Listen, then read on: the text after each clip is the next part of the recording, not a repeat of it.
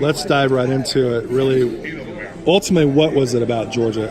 Everybody has like the one thing. Was there one thing for them? Yeah, my family. I mean, I love my family a lot. I love to see them all the time. So that being a school that's not far at all from home.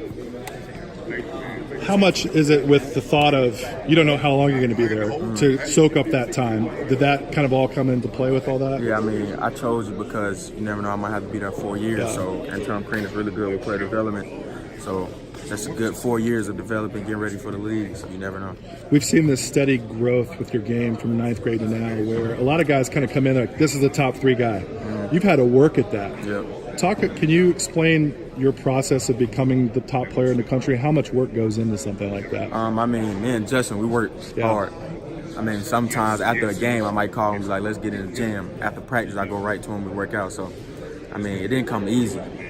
I wasn't who I am today a couple of years ago, or even Justin. Like I think not this summer or last summer, nobody still knew who I was. Yeah. So we just had to work. We just had to work. So with that, I think Coach Crean's known as a player development guy. How much did that attract you to him, and did that really base the foundation for your relationship? Most definitely it did. What are those conversations like? Where does he see you 5 years from now? Dwayne Wade. Yeah. Yeah.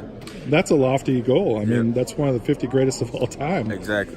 What do you think kind of work goes into becoming that type of player? I feel like talking to Dwayne Wade and picking his mind is what's going to put me in his shoes. Like talking to him, watching film with him, working out with him, listening to what he can tell me to do for drills. I feel like that'll take me over the top. So all that in mind, right? We know what the goal is to develop your game to become like that. Where do you feel like you helped the Georgia program for that time that you're there?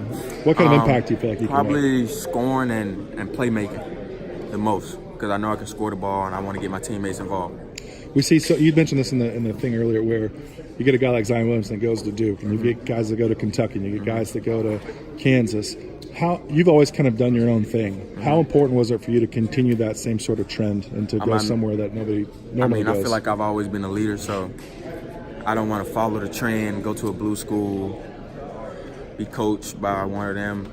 You know, I mean, they're great coaches, but I feel like I want to go somewhere where the coach is going to always focus on me, help me develop the most, and where I can put on for my city.